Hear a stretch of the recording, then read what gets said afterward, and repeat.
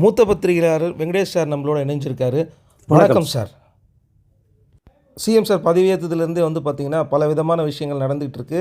இது வரைக்கும் நடக்காத விஷயங்கள்லாம் நடந்துகிட்டு இருக்கு. பல தலைவர்களை போய் நேரில் பார்த்துருக்காரு. பார்த்தாலும் எந்த சமரசமும் கொள்ள மாட்டேன், யார் தவறு செய்தாலும் எந்த கட்சியை சேர்ந்தவர்களாக இருந்தாலும் நான் கண்டிப்பாக நடவடிக்கை எடுப்பேன் அப்படிங்கிற ஒரு உத்தரவாதத்தையும் கொடுத்துருக்காரு. அதெல்லாம் தாண்டி டாஸ்மார்க்கை மூடுற அந்த ஒரு விஷயம் இன்றைக்கி இந்தியா முழுவதும் பரபரப்பாக பேசியிருக்கு. இந்த டாஸ்மார்க்கால் பல பிரச்சனைகள் நடந்திருக்கு. அதை மூடுறதுக்கு முக்கிய உத்தரவு கொடுத்துருக்காரு. அதை தாண்டி பார்த்திங்கன்னா இன்றைக்கி காவல்துறை அதிரடி நடவடிக்கைகள் இறங்கியிருக்கிறாங்க. இதுக்கு முன்னாடி இருந்தது மாதிரிலாம் கிடையாது, ரொம்ப ஸ்ட்ரிக்ட் ஆகிடுச்சுன்னு சொல்கிறாரு. என்ன சார் நடக்குதுங்க? தமிழகத்தின் முதலமைச்சராக பதவியேற்றுக் கொண்ட விஜய் அவர் சட்டமன்றத்துக்குள்ள முதன்முறையாக உள்ள போகிற இந்த சட்டசபைக்குள்ள அந்த முதல்வர் சோஃபாவில் உட்கார்ந்த அந்த ஒரு காட்சியை பார்க்கும்போது உண்மையிலே ரொம்ப பெருமையாக சந்தோஷமாக இருந்தது. மக்கள் கொடுத்த மிகப்பெரிய ஒரு ஆதரவுன்னு தான் சொல்லிக்க முடியும் நம்ம இதை. ஸோ இதற்கு முன்னாடி அந்த முதல்வர் சோஃபாவில் யார் யார் உட்காந்துருந்தாங்க அப்படிங்கிறது தெரியும் நமக்கு. கிட்டத்தட்ட நமக்கு பழைய ஞாபகங்கள் நிறைய வருது. அதை ஆனால் சட்டசபையில் நம்ம போய் பார்த்த நிகழ்ச்சியில் நமக்கு உண்டு நம்ம இதை.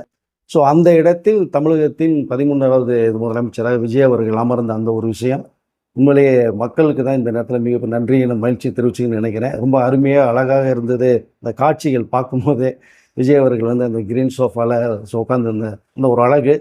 ஸோ அங்கே என்ன இன்னொரு விஷயம் பார்த்தீங்க அப்படின்னா, கிட்டத்தட்ட தமிழக அரசியல் வரலாற்றில் கூட சொல்கிறதோட இந்திய அரசியல் வரலாற்றில் கூட பார்த்தீங்க அப்படின்னா, ஒரு மூன்றாவதாக உள்ள ஒரு நபர் ஷார்ட் பீரியடில் ஆட்சியை பிடித்து அதை ஆளுகின்ற ஆட்சியாக முதல்வருடைய அந்த சோஃபாவில் உட்கார்ற ஒரு நிகழ்ச்சி.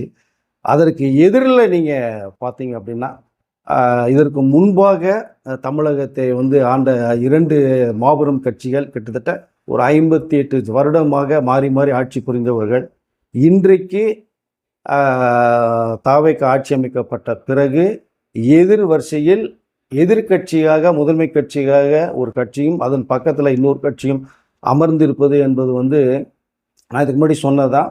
தமிழக அரசியல் வரலாற்றில் மட்டுமில்லை, இந்திய அரசியல் வரலாற்றில் நடக்காத ஒரு விஷயமாக தான் நான் பார்க்குறேன். அந்த ஒரு நிகழ்ச்சியை நேற்று நம்ம பார்க்க முடிஞ்சுது இந்த சட்டசபையில். அப்படி ரொம்ப அம்சமாக அழகாக விஜய் அந்த கிரீன் சோஃபாவில் உட்கார்ந்துருந்தது உண்மையிலேயே ரொம்ப பெருமையாக இருக்குன்னு தான் சொல்லிக்கலாம். நம்ம விரும்புகிறேன் ஒரு இளம் முதலமைச்சர் ரொம்ப ரொம்ப ஃபோர்ஸ் ஆக்டிவாக தன்னுடைய செயல்பாடுகள் ஆரம்பிச்சிருக்காரு. நம்ம அதை பேசுகிறேன் நினைப்போம்.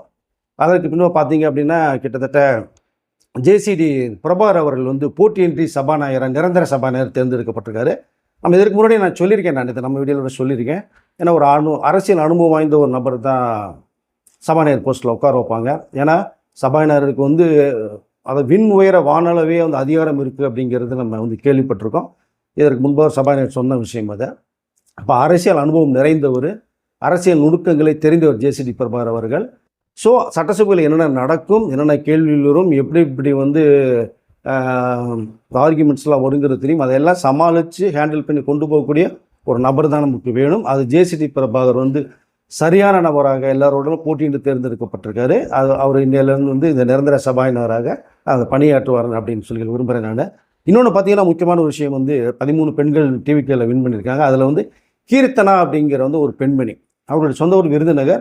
அங்கே இதற்கு முன்னாடி ரொம்ப சமூக அக்கறை உள்ளம் கொண்டவர்கள், நிறைய உதவிகள் பண்ணியிருக்காங்க. இந்த சமுதாயத்துக்கு தேவை நிறைய கருத்துக்களை பகிர்ந்திருக்காங்க, நிறைய விஷயங்கள் பேசியிருக்காங்க. நிறைய கட்சிகளுக்குள்ள அவர்கள் பாகுபாடின்றி அந்த ஊரில் பேசின விஷயங்கள் நிறைய இருக்குது. ஆனால் அப்படி ஒரு சமூக அக்கறை கொண்ட ஒரு பெண்மணிக்கு எந்த கட்சியுமே அங்கீகாரம் கொடுக்கல. பட் யார் ஆதரவும் தரலை. பட் இதை உணர்ந்து கொண்ட டிவிகேவுடைய தலைவர் விஜய் அவர்கள் இன்றைய தமிழக முதலமைச்சர் அந்த பெண்மணியை செலக்ட் பண்ணுறாரு. கீர்த்தனை வர வச்சு பேசுகிறாங்க. அவருடைய சோஷியல் ஒர்க்கு, சமூக சிந்தனை, நல்லது செய்யணும், மக்களுக்கு நாடு நல்லா வரணும், தன்னோட ஊர் நல்லா வரணும் நினைக்கக்கூடிய என்பதான் அவர் டக்குன்னு என்ன பண்ண சிவகங்கையுடைய டிஸ்ட்ரிக்டில் அங்கே வேட்பாளரை போடுறாங்க. ஸோ சொந்த ஊர் விருதுநகர், ஆனால் வேட்பாளரை போடுறது சிவகங்கை. இங்கே தான் பார்த்தீங்கன்னா நிறைய வேட்பாளர் சொந்த ஊரை தவிர்த்து வெளியூரில் போடப்படும் போது 234 தொகுதியும் விஜய் இங்கே முகம் தான் உங்களுக்கு ஞாபகம் வரணும், எனக்காக நீங்கள் வாக்களிங்கன்ட்டு தான் மக்கள்கிட்ட தன்னுடைய இந்த வெளிப்பாடப்படுத்தினார் விஜய் அவர்கள். அந்த அடிப்படையில் சிவகங்கையினுடைய வேட்பாளராக கிட்டத்தட்ட 15,000 ஓட்டுகளுக்கு மேற்பட்டு வாங்கி மிகப்பெரிய அளவில் ஒரு வெற்றியை பெற்றிருக்கார். ஸோ முதல் பெண்மணி சிவகங்கையினுடைய இதுவரைக்கும் நடந்ததிலேயே தேர்தல் நின்று வெற்றி பெற்றவர் வந்து முதல் பெண்மணியாக கீர்த்தனா அவர்கள் வந்து அந்த தொழில் செலக்ட் பண்ணியிருக்காங்க. ஸோ அவருக்கு வந்து இப்போ அமைச்சருடைய போஸ்ட் ஒரு துறை ஒதுக்கப்படுது. ஸோ இப்படி நிறைய பெண்களுக்கு வந்து மிகப்பெரிய ஆதரவு தரணும் அப்படிங்கிறது தான் விஜய் அவருடைய மிகப்பெரிய ஒரு எண்ணம். அதாவது கீர்த்தனா அவர்களுக்கு மிகப்பெரிய அங்கீகாரத்தை வந்து கொடுத்துருக்காரு. அப்படிதான் நம்ம பார்க்க முடியும் நம்ம இதை. இதற்கு அடுத்து பார்த்தீங்க அப்படின்னா அன்றைக்கு இந்த முதலமைச்சர் பதவியேற்ற பிறகு 3 கோப்புகளில் கையெழுத்துப்பட்ட விஷயம் உங்களுக்கு தெரியும். முதன்மையாக அந்த 200 யூனிட்டு, அப்புறம் வந்து சிங்கப்ப நேரடிப்படை, அப்புறம் பார்த்தீங்கன்னா இந்த போதைப் பொருள் தடுப்பு அப்படிங்கிற அந்த ஒரு படையை நினைச்சாங்க. அது அந்த செகண்ட்ஸ்லேருந்து ஆக்டிவேட் ஆகினாங்க. காவல்துறை ரொம்ப ஃபோர்ஸாக வந்து இறங்கிட்டாங்க. இப்போ சமயத்தில் பார்த்தீங்கன்னா இப்போது திருச்சியில் வந்து காவல்துறை எஸ்பி அவர்கள் வந்து அவர் ஒரு விஷயத்தை வந்து பேசியிருக்கார். அதில் வந்து இந்த கட்ட பஞ்சாயத்து பண்ணுறது, இந்த மாதிரி நிறைய தில்லுமுள்ளு பண்ணுறது, தவறான செயலில் ஈடுபடுறது போகிறதெல்லாம் இனிமேல் யாராவது வச்சிட்டிங்க அப்படின்னா சட்டம் வந்து ரொம்ப கடுமையாக அதை நடவடிக்கை எடுக்கப்படும். நீங்கள் அப்புறம் உள்ளுக்குள்ளாக போனீங்கன்னா வாழ்க்கை இழந்துற நேரிடும். அதனால் நீங்கள் இனிமேல் திருந்தி வாழ்ந்து நல்லபடியாக நீ வாழணுங்கிறது தான் எங்களுடைய எண்ணங்கிற மாதிரி பேசி இப்போ ஆட்சி மாற்றம் நடந்துருச்சு. முதலமைச்சராக வேறு நபர் வந்திருக்காரு, உங்களுக்கு தெரியும். இப்போ அவருடைய நடவடிக்கைகளை நாங்கள் ரொம்ப துரிதப்படுத்த ஆரம்பிச்சிட்டோம். அதனால் இனிமேல் எந்த பிரச்சனையும் இல்லாமல் நீங்கள் நல்லபடியாக வாழணுங்கிறது தான் எங்களுடைய எண்ணம். அது வேண்டிய உதவிகளும் நீங்கள் நல்லா வர்றதுக்காக நாங்கள் பண்ணுங்கிற விஷயத்தையும் ஒரு பகிர்ந்துள்ள விஷயம் தெரிய வருது. ஏன்னா இந்த மாதிரி இது அதாவது பிரச்சனை, கட்ட பஞ்சாயத்து, இந்த போதைப் பொருள் அப்படிங்கிறதுனால தான் நிறைய தவறான விஷயங்கள் நடக்குது. பெண்கள் மத்தியில் மிகப்பெரிய இழப்புகள் நேரிடுறதுனால இந்த விஷயங்களை எஸ்பி அவர்கள் சொல்லப்பட்ட ஒரு விஷயமாக பார்க்கப்படுது. அதை ஸோ இது வந்து உண்மையிலேயே காவல்துறையினுடைய இந்த மிகப்பெரிய வந்து அதிரடி நடவடிக்கை வந்து இந்த வேகத்தில் போனால் மிக சிறப்பாக இருக்கும். தமிழகமுடைய முன்னேற்றம் தவறுகள் நடக்காத அளவுக்கு நிறைய விஷயங்கள் போகும் அப்படிங்கிறது தான் நான் நினைக்கிறேன், சொல்லிக்கொள்ள விரும்புகிறேன். இது மக்கள் மத்தியிலும் திருச்சி மக்கள் மத்தியிலுமே பெரிய வரவேற்பை பெற்றிருக்கு. எஸ்பி அவர்களே இப்படி நேரடியாக வந்து பேசின ஒரு விஷயம் அப்படிங்கும்போது நீங்கள் நல்லபடியாக வாழணும், திருந்தி வாழணும், எந்த பிரச்சனையும் போகக்கூடாதுங்கிற அந்த ஒரு விஷயத்தை நம்ம வந்து அவர் பேசின கண்மூடி தெரிய வருது. அப்படியே நீங்கள் எடுத்துகிட்டீங்கன்னா இந்த போதைப் பொருள் அப்படிங்கிற விஷயத்த சொன்னோம். நம்ம தான் சிதம்பரம் கிட்ட நினைக்கிறேன் கிட்டத்தட்ட 4000க்கும் மேற்பட்ட கிலோ வந்து குட்கா பறிமுதல் செய்யப்பட்டிருக்காங்க. கிட்டத்தட்ட 1 கோடி ரூபா மதிப்புள்ள குட்கா. பட் அதுதான் அவர் சொன்னார், இதெல்லாம் நீங்கள் இந்த போதைப் பொருளுக்கு அடிமையாகி இளைஞருடைய வாழ்க்கையை நாசமாக போய் அவங்களுக்கு தவறான ஒரு வழி கொண்டு போய் இப்போ அவருடைய பேரண்ட்ஸ் ரொம்ப ரொம்ப மன உளைச்சலுக்கு ஆளாகி தன்னுடைய பசங்க வாழ்க்கை கெட்டு போதே அப்படிங்கிற சொல்லிக்கொள்ளாமல் அளவுக்கு வேதனைப்படும் போது தான் இவர் முதன்மையாக எடுத்ததே இந்த 3 ஆக்டிவேஷன் தான். ஃபர்ஸ்ட் இது பேசிக் சரி பண்ணிட்டாலே அடுத்து ஆட்டோமேட்டிக்காக எல்லாமே சரியாயிடும். அந்த அடிப்படையில் வந்து இப்போ குட்கா பறிமுதல் செய்யப்பட்டிருக்காங்க. ஸோ இது இன்னும் போக போக போக வேகமாக அதிரடியான நடவடிக்கைகள் எடுக்கப்படும் அப்படிங்கிறதா காவல்துறையினுடைய அறிவிப்பாக இருக்குது. ஏன்னா முதலமைச்சருடைய எனக்கு இப்போ ஞாபகம் வருது என்னென்னா, நம்ம ஒரு சினிமா பார்த்துருக்க முதல்வன் படம் நீங்கள் பார்த்துருப்பீங்க. அது எப்படி எடுக்கப்பட்டதுன்ற ஒரு விஷயம் இருக்கும். இப்போ அது வந்து சினிமாவாக இருந்தது, அது வந்து ஒரு கற்பனை. பட் அது இருந்தால் நல்லா இருக்கும்னு நினச்சாங்க மக்கள். அதை விட வேகமாக இப்போது நம்மளுடைய விஜய் அவர்கள் முதலமைச்சர் பதவியேற்ற பிறகு வந்து அவர் நடவடிக்கைகள் ரொம்ப ஃபோர்ஸ் அதிகமாக இருக்குது.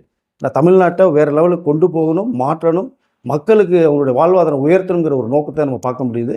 இளைஞருடைய வாழ்க்கை தான் முக்கியம்னு சொல்லியிருக்காரு. அதனுடைய கட்டமாக தான் எஸ்பி அவர்கள் பேசுகிறத நான் பார்க்குறேன். இந்த குட்கா பறிமுதல் செய்யப்பட்டதை நான் பார்க்குறேன். ஸோ இதற்கப்புறம் அடுத்து பார்த்தீங்கன்னா இந்த போதையினால தான் இவ்வளோ விஷயங்கள் நடக்குது, தவறான பயில போகிறாங்க இளைஞர்களால் தான். இப்போ தூத்துக்குடி அண்ணா பேருந்து நிலையம் பக்கத்தில் பார்த்தீங்கன்னா சிசிடிவி பொறுத்திருக்காங்க சுற்றிலும். அது வந்து என்னென்னா பிஏ அப்படிங்கிற ஒரு சிஸ்டத்தில் வந்து பண்ணியிருக்காங்க. அது வந்து எந்த தவறுகள் நடந்தாலும் இம்மிடியட்டாக கண்காணிப்பு போய் அது உடனடியாக இம்மிடியட் ஆக்ஷன் எடுத்து அவர்களை கைது செய்யப்பட்டு அவர்களோட தண்டனை கொடுக்கப்பட்டு இது மேலும் இந்த அளவுக்கு நடக்காத அளவுக்கு உருவானுங்கிற அந்த ஒரு கண்ணோட்டத்தில் இப்போ தூத்துக்குடியில் இந்த சிஸ்டத்தை ஆரம்பிச்சிருக்காங்க. ஒவ்வொரு டிஸ்ட்ரிக்ட்லேயுமே வேகம் எடுத்திருக்கு. காவல்துறையினுடைய செயல்பாடுகள் மிக சிறப்பாக இருக்குது. இந்த மாதிரி இருந்ததுனாலே தவறுகள் நிறைய நடக்காது. தவறு செய்பவர் நினைக்கிறவங்க பயப்படுவாங்க. இப்போ இன்றைக்கி நம்ம வந்திருக்கிற முதலமைச்சர் விஜய் அவர்களுடைய இந்த நடவடிக்கை அதாவது இம்மிடியட்டாக நீங்கள் பண்ணணுங்கிற இந்த வேகம் அது உண்மையிலேயே வந்து வெகு விரைவில் 5 வருஷத்துக்குள்ள 1 வருஷத்துலேயே மிக சிறப்பான ஒரு முன்னேற்றத்தை தமிழகம் வரும். நிறைய இளைஞர்கள் வந்து நல்வாழ்க்கைக்கு போவாங்க, தவறுகள் நடப்பது குறையுங்கிறது தான் நமக்கு இதை புரிந்து கொள்ள முடியுது. அதை ஸோ மேற்கொண்டு இன்னும் 5 வருடம் சிறப்பான ஒரு ஆட்சியை விஜய் தருவன்ற நம்பிக்கை மிகப்பெரிய உருவாகிருக்கு இப்போ இதில். ஸோ இவ்வளோ விஷயம் நடந்து நேற்று வந்து சட்டசபையில் நடந்தது, அதாவது காவல்துறையில் எடுக்கப்பட்ட நடவடிக்கைகள், இவ்வளோ விஷயங்கள் மத்தியில் பார்த்தீங்கன்னா நேரமே இல்லாமல் ரொம்ப பிஸியான ஒரு ஷெடியூலில் வந்து முதல்வர் போய்கிட்டு இருக்கும் போது திடீரென வந்து நேற்று மிகப்பெரிய அரசியல் கட்சி தலைவர்களை, முன்னாள் முதல்வர்களிலிருந்து எல்லாத்தையுமே அவர் சந்திச்ச விஷயங்கள் இது நடந்திருக்கு. அது உண்மையிலேயே அரசியல் வரலாற்றிலே நடக்காத ஒரு விஷயங்க. நேருக்கு நேர் பார்ப்பதே தவிர்ப்பாங்க. வெற்றி பெற்றவர்கள் வந்து சட்டசபைக்கு போகும்போது எதிர்க்கட்சிவரை கூட பார்க்கறது கூட பார்க்க மாட்டாங்க. முகத்தை திருப்பிக்குவாங்க. அப்படி இருந்த சம்பவங்களுக்கு மத்தியில சட்டசபைக்குள்ள நேற்று போய் முதல்வர் சோஃபால உட்கார்ந்து நிறைய விஷயங்கள் விஜய் அவர்கள் பேசினதுக்கு பிறகு அடுத்த கட்டமா உடனடியாக அவர் போறது என்னன்னு பார்த்தீங்கன்னா, முன்னாள் முதலமைச்சர் வீட்டுக்கும் சரி, முக்கியமான அரசியல் கட்சி தலைவர்கள்ட்ட போய் அவரு விஜய் அதாவது தமிழ் முதல்வர் வர்றாருன்னு எல்லாருமே சந்தோஷமாக வரவேற்ற ஒரு நிகழ்ச்சியை நம்ம பார்க்க முடிஞ்சது. கிட்டத்தட்ட பார்த்தீங்க அப்படின்னா, அதான் யாராவது வீட்டுக்கு போனாங்கன்றது உங்களுக்கு தெரியும். ஃபஸ்ட்டு வீட்டுக்கு போகும்போது பார்த்தோம்னா, அவர் வந்து விஜய் அவர்களே அந்த கதவு அருகே வந்து கை கொடுத்து, கட்டி பிடிச்சி, முதுகு தட்டி கொடுத்து, கையை பிடித்து கொண்டு இந்த ஹாலுக்குள்ள போய் உட்கார வச்சு, பொக்கேகள் கொடுக்கப்பட்டு, சால்வைகள் போட்டு அது ஃபஸ்ட்டு வந்து தமிழக முதலமைச்சர் வந்து பொக்கே கொடுக்குறாங்க, சால்வை போத்துறாங்க. அந்த திரும்பி மரியாதைக்கு பொக்கே கொடுக்கப்பட்டு, சால்வை போடப்பட்டு, எதிர் சோஃபாவில் உட்கார்ந்து அந்த பேசின அந்த காட்சி இருக்குது பார்த்தீங்களா? உண்மையிலேயே வந்து எப்படி சொல்கிறதுனே தெரியலங்க. இது வந்து பெரிய ஒரு மாற்றத்தையும் நல்ல அந்த அதாவது உணர்வுகளையும் வெளிப்படுத்துறது மாதிரி நமக்கு இருக்குது. இப்போது எளிமையான ஒரு முதல்வர் தான் நான் சொல்லியிருக்கேன். ஏழை மக்களின் முதல்வர், எளிமையான முதல்வர் அப்படின்னு தான் நான் சொல்லியிருக்கேன். அதுதான் நம்ம பார்க்க முடியுது. எல்லாத்தையுமே அனுசரிச்சுட்டு போகணும் அப்படிங்கிற அந்த ஒரு எண்ணம் நமக்கு, நம்ம முன்னோர்களாக இருந்தவர்களுக்கு வந்து ஒரு மரியாதை தரணும் அவர் அப்படிங்கிற அந்த ஒரு தாட்ஸு சந்திக்கணுங்கிறது நேற்று நடந்த நிகழ்ச்சி அப்படி தான் சொல்லுது. நிறைய அரசியல் கட்சி தலைவர்களே பார்க்கும்போது பார்த்தோம்னா, விஜய் அவர்களுடைய இந்த எண்ணம் மிகப்பெரிய ஒரு எண்ணம். இது சிறப்பான ஒன்று. இது வந்து நாங்கள் இது வரைக்கும் பார்க்கல, கேட்டதும் கிடையாது. இப்படி வந்து எல்லாத்தையுமே பார்த்து அவர் பேசிட்டு போகிறது அப்படிங்கிறது வந்து சாதாரண விஷயம் இல்லை. அப்படிங்கும்போது முக்கியமான ஒரு தலைவர் வந்து என்ன சொல்லணும்னா, எனக்கு விஜய் அவர்கள் வந்து பார்த்தது பேசுனதெல்லாம் பார்க்கும்போது எனக்கு அறிஞர் அண்ணா அவர்களுடைய ஞாபகம் தான் வருது அப்படின்னு சொல்கிறாருன்னா, இப்போ அண்ணா அவர்கள் வந்து எவ்வளோ பெரிய ஒரு மனிதர் அப்படிங்கிறது எல்லாருக்குமே தெரியும். ஸோ அவருடைய ஞாபகம் வருது எனக்கு விஜய் அவர்களை பார்க்கும்போது அப்படின்னு சொல்கிறார். இன்னொருத்தவங்க என்ன சொல்கிறாங்கன்னா, நான் எம்ஜிஆர் அவர்களை பார்த்தது மாதிரி இருக்குது எனக்கு அப்படின்னு சொல்கிறாங்கன்னா, இங்கே மிக சிறப்பாக அதுதான் நான் சொல்லிக்கொள்வேன். அறிஞர் அண்ணா அவர்களையும் மக்கள் தலைவர் எம்ஜிஆர் அவர்கள் 2 பேரையும் சேர்த்து வச்சு விஜய் அவர்களுடைய ஒருத்தராக பார்ப்பது என்பது வந்து அது மிகப்பெரிய ஒரு எண்ணமாக நான் பார்க்கிறேன் அதை. ஸோ அப்படி பார்க்கும்போது இவர்களுடைய சிறப்பான இந்த வழிகள், அந்த ஆட்சி அவங்க எப்படி இருக்குங்கிறது தான் கண்ணு முன்னாடி தெரிய வருது. ஸோ அப்புறம் அவங்க நிறைய பேர்கிட்ட போகும்போது வீட்டு வாசல் வரவேற்றுட்டு போனது, 2 பேர் வீட்டுக்குள்ளேருந்து வரவேற்றது, 2 பேர் வீட்டு வாசல்லே இருந்து வணக்கம் சொல்லி கை கொடுத்து கட்டி பிடிச்சி வீட்டுக்குள்ளே கூட்டி போய் பேசுனது. ஸோ இதெல்லாம் உண்மையிலேயே வந்து ரொம்ப என்ன சொல்ல கண்கொள்ளா காட்சியாக இருந்தது. அப்போது எல்லா பேருமே சில புத்தகங்கள் கொடுக்கப்பட்டது ஒன்று உங்களுக்கு ஒரு இருக்கும். புத்தகம் கொடுக்கப்பட்டது முதல்வர் வாங்கி கொண்டது. அப்புறம் முக்கியமாக வந்து ஒருத்தர் வந்து கருப்பு சிவப்புன்ற புத்தகத்தை ஒன்று கொடுக்கப்பட்டது. அது யாருங்கிறத நீங்கள் கமெண்ட் செக்ஷனில் சொல்லுங்கள். ஸோ விஜய் அவர்களுக்கு மிக நெருங்கிய நண்பர், முன்னாள் நண்பர், இப்போது அரசியலில் இருக்காங்க பிரபலமாக, அவரும் நடிகர் தான்.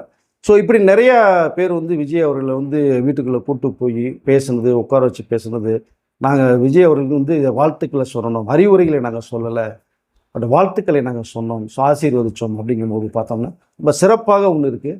இந்த நேரத்தில் சில பேர் வந்து என்ன பேசுகிறாங்க அப்படின்னா, இப்போ எல்லாத்தையும் நீங்கள் போய் பார்த்து பேசுகிறீங்கன்னா இனிமேல் நீங்கள் வந்து உங்கள் செயல்பாடுகள் எப்படி இருக்கும், இப்போ சாதாரணமாக இருக்குமா அப்படிங்கிறது மாதிரியான ஒரு விஷயத்தையும் வந்து கிளப்ப ஆரம்பிச்சிட்டாங்க. மக்களுக்கும் அந்த எண்ணம் வந்து உருவாக்கிடக்கூடாது. மற்றவர்கள் பேசி பேசி பார்க்கும்போது நான் சொல்லிக்க விரும்புகிறேன், அது மரியாதை நிமித்தமாக ஒரு அன்பு செலுத்துவதற்காக அவர்களிடம் பார்த்துட்டு நான் உங்கள் முதல்வர், நான் உங்களை வந்து பார்க்க வந்திருக்கேன்னு சொல்கிறதுக்காக மட்டுமே தான் நம்மளுடைய முதல்வர் விஜய் அவர்கள் போனதாக தான் நான் சொல்லிக்கொள்ள விரும்புகிறேன்.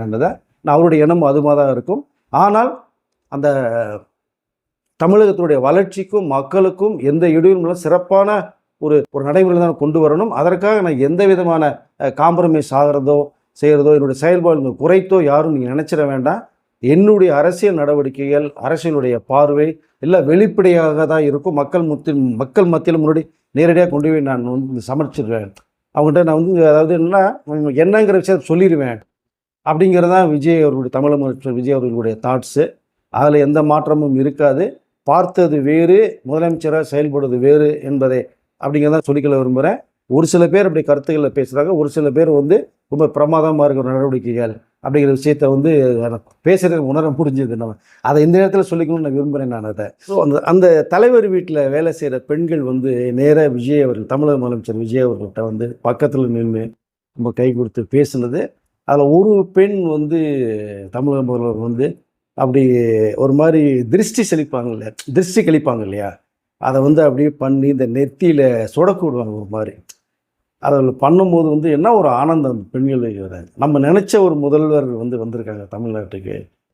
அதே மாதிரி தமிழக முதல்வர் விஜய் அவர்களும் பார்த்தீங்கன்னா அவரு திருஷ்டி கழித்து அந்த நெட்டி வர்றது மாதிரி இருக்கும். ஸோ இது வந்து தான் பெண்கள் மத்தியில் வந்து மிகப்பெரிய ஒரு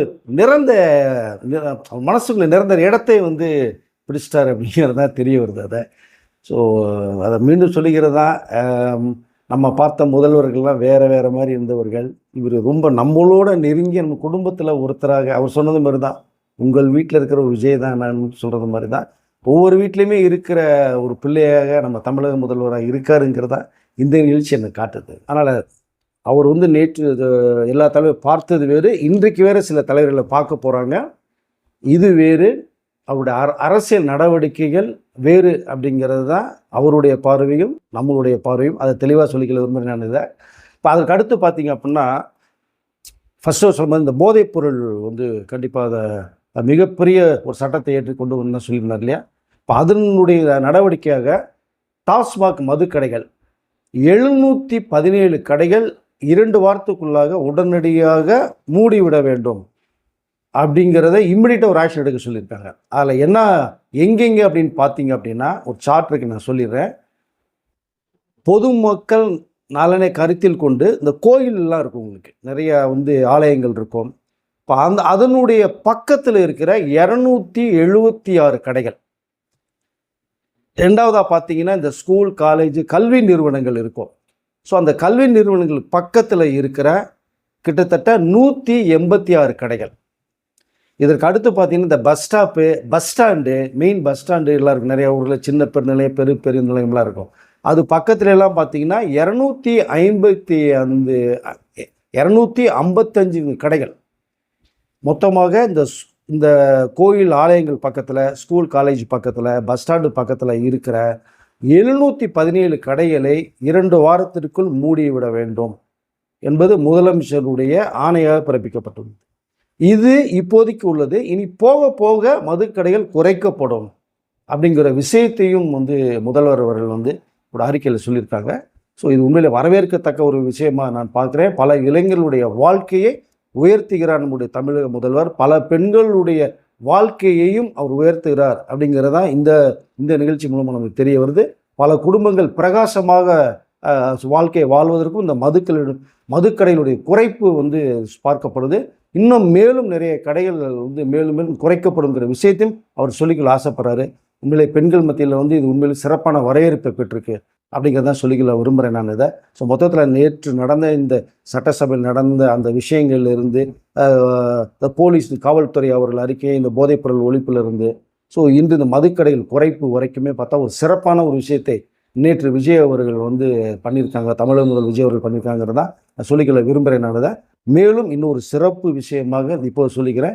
2 வருடத்திற்கு முன்பாக கட்சி ஆரம்பிக்கப்பட்டு மக்கள் மத்தியில் செல்வாக்கு மிகுந்து 2 மாபெரும் கட்சிகளை தூக்கி ஓரமாக எதிர்கட்சி வரிசையில் உட்கார வச்சுட்டு ஆளுங்கட்சியாக தாவேகா இன்றைக்கு சட்டசபைக்குள் தமிழக முதல்வராக உட்கார்ந்துருக்காங்க. இந்த நேரத்தில் விஜய் அவர்களுக்கு மிகப்பெரிய ஒரு ஆதரவு அலை நிறைய வந்துட்டு இருக்கிறத பார்க்குறோம். ஏற்கனவே வந்து கிட்டத்தட்ட Congress, CBI, CPM, IUML and Visika, so இந்த 5 கட்சிகளும் வந்து கொடுக்கப்பட்ட ஆதரவோடு இப்பொழுது மிகப்பெரிய ஒரு கட்சி. ஏன்னா அவர்கள் வந்து யாரோட கூட்டிட்டு கொண்டே வைத்து கொண்டோம், அதனால் மிகப்பெரிய தோல்வியை சந்தித்தோம். இப்பொழுது அதை உணர்றோம். மக்களுடைய அந்த இதை வந்து நாங்கள் தோல்வி ஏற்றுக்கொள்கிறோம். விஜய் அவர்களுக்கு மக்கள் இந்த அளவு கொடுக்கப்பட்டு தமிழக முதல்வராக உட்கார வச்சிருந்து பெருமைக்குரிய விஷயம். அதையும் நாங்கள் வந்து அன்போடு தலைவனுக்கு ஏற்றுக்கொள்கிறோம் அப்படிங்கிற ஒரு விஷயத்தை பேசப்படும் போது உங்களுக்கு மிக பெருமையாக இருக்குது. கிட்டத்தட்ட 50 வருட கட்சி. ஸோ அப்படிப்பட்ட ஒரு கட்சி வந்து இப்பொழுது கிட்டத்தட்ட 30 எம்எல்ஏக்கள் நினைக்கிறேன். அவர்களோடு வந்து சட்டசபைக்கு வந்து விஜய் அவர்களுக்கு டிவிகே கட்சிக்கு தமிழகன்ற இப்போ ஆளுகின்ற கட்சியாக டிவிகே இருக்குது. அது விஜய் அவர்களுக்கு எங்களுடைய அந்த 30 எம்எல்ஏகளுக்கு வந்து ஆதரவே தருகிறோம் அப்படிங்கிற அளவுக்கு ஒரு விஷயத்தை வந்து பேசியிருக்கிறது உண்மையிலே வரவேற்கத்தக்க விஷயமா நான் நினைக்கிறேன். நிறைய மாற்றங்களை விஜய் அவர்கள் தமிழக முதல்வர் செஞ்சுக்கிட்டு இருக்காங்க. நிறைய பேருடைய உள்ளங்களை வந்து மாற்றம் செஞ்சுருக்காங்க. நிறைய விமர்சனங்களுக்கு உள்ளானவர். இன்றைக்கு அவரை விமர்சனம் செய்தவர்கள், அதாவது வேறு மாதிரி விமர்சனம் செய்தவர்கள் இன்றைக்கு வந்து மிக பெருமைக்குரிய விமர்சனமாக அதை பேசுவதை பார்க்கும்போது உண்மையிலே எனக்கு ரொம்ப சந்தோஷமாக இருக்குது. வாக்களித்து வெற்றி பெற செய்த மக்களுக்கும் இது ரொம்ப சந்தோஷமாக இருக்குது. இன்னும் நிறைய மாற்றங்களை வந்து தமிழக முதல்வர்கள் செய்ய காத்திருக்காங்க. தமிழ்நாட்டுக்கு, தமிழக மக்களுக்கும் ஒவ்வொரு ஸ்டெப்பாக போகக்கூடிய விஷயங்கள் இருக்குது. இப்போ இந்த 2 நாளாகவே மிகப்பெரிய ஒரு தடாலடியான ஒரு நடவடிக்கைகளை எடுத்திருக்காரு. இன்னும் போக நிறைய விஷயங்கள் அவர் நடவடிக்கைகள் சிறப்பாக இருக்கணும்னு தான் சொல்லி நான் விரும்புகிறேன். இந்த ஆதரவு வலை ரொம்ப அளவுக்கு பெருகிக்கிட்டே வருதுங்கிறது உண்மையிலே பெருமைக்குரிய விஷயங்கள். ஸோ மீண்டும் ஒரு வீடியோவில் உங்களை நான் சந்திக்கிறேன் சார். நன்றி, வணக்கம்.